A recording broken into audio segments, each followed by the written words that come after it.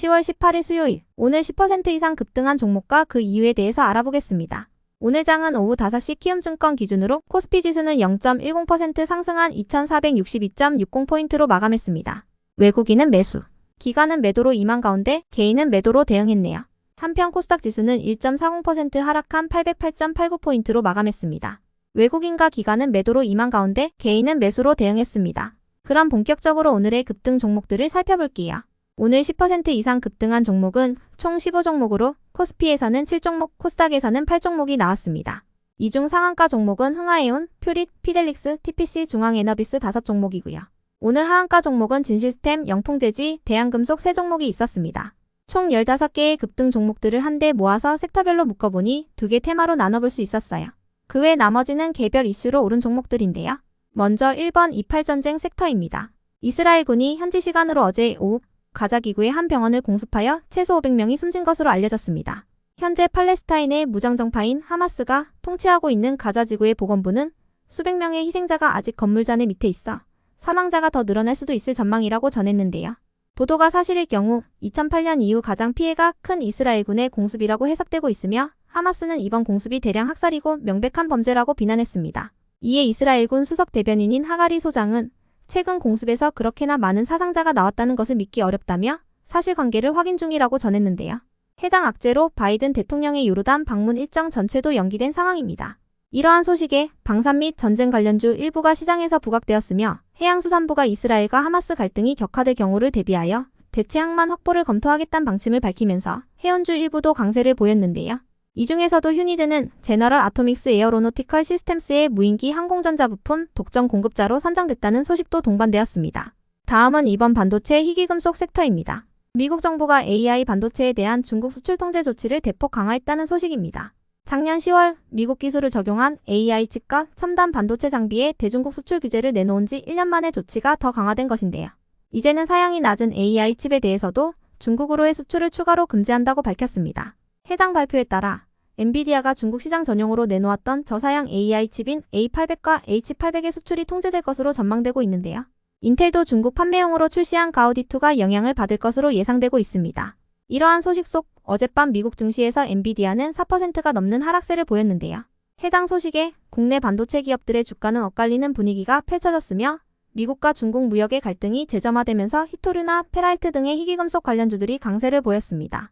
이 중에서도 피델릭스는 최대 주주가 중국 반도체 회사인 동신반도체 주식유한공사인 점이 부각된 모습이었네요. 그 외 나머지는 개별 이슈로 오른 종목들인데요. 먼저 퓨릿은 오늘 코스닥 시장에 신규 상장했습니다.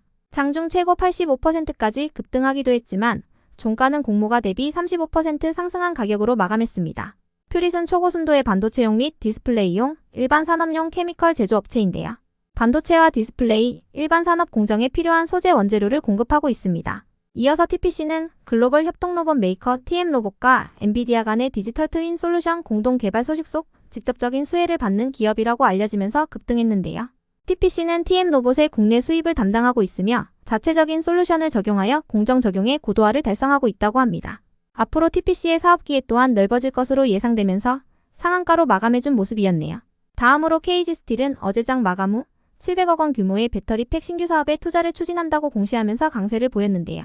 KG스틸은 미래 성장 동력 확보를 위해서 신사업을 추진하며 해당 사업 규모는 연간 전기차 5만 대분의 배터리팩 생산 규모라고 밝혔습니다. 이어서 항공무브넥스가 상승했는데요. 외신에 따르면 도요타 자동차가 거래처인 부품업체의 사고 영향으로 이틀 전 저녁부터 일부 공장의 가동을 중단했다는 소식이 전해졌기 때문입니다.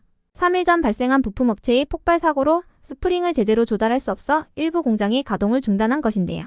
해당 소식에 국내 자동차 기업들이 반사수의 기대감을 입은 한편 자동차 업체들이 이번 실적 시즌에서 3분기 기준 역대 최대 실적을 달성할 것이라는 전망도 긍정적으로 작용하면서 항공무브넥스를 비롯한 일부 자동차 관련주들이 강세를 보였습니다. 한편 아센디오와 리노스, 자이글의 오늘 급등 이유는 파악되지 않았지만 자이글은 어제 미국 2차 전지 신사업 발표와 함께 추진했던 자금 조달이 차질을 빚고 있다는 소식이 있었는데요. 사실상 자이글의 사업을 주도하고 있는 미국 펀드의 유상증자 납입이 4차례나 연기되고 있기 때문입니다. 자이글은 유상증자 계획이 또다시 지연될 경우 코스닥의 공시 규정에 따라 불성실 공시법인으로 지정될 가능성이 있으니 참고해주세요. 끝으로 오늘은 하한가를 간 종목도 3개가 있었는데요. 먼저 진시스템의 오늘 하한가 이유는 파악되지 않았습니다. 진시스템은 최근 인도 시장에서 간염진단 키트 허가를 취득했다는 호재가 있었던 종목이니 참고해주세요. 이어서 대한금속과 자회사인 영풍재지가 동반 하한가로 마감했는데요. 영풍재지는 올해 주가가 730% 오르면서 시장의 주목을 받았던 종목이기도 합니다. 영풍재지는 이날 유가증권 시장에서 개장 직후부터 매도 물량이 쏟아지더니 오전 9시 12분에 하한가에 도달했는데요. 증권사별 매도 창구를 보면 외국계인 JP모간증권과 모건스탠리가 가장 많은 것으로 파악됩니다.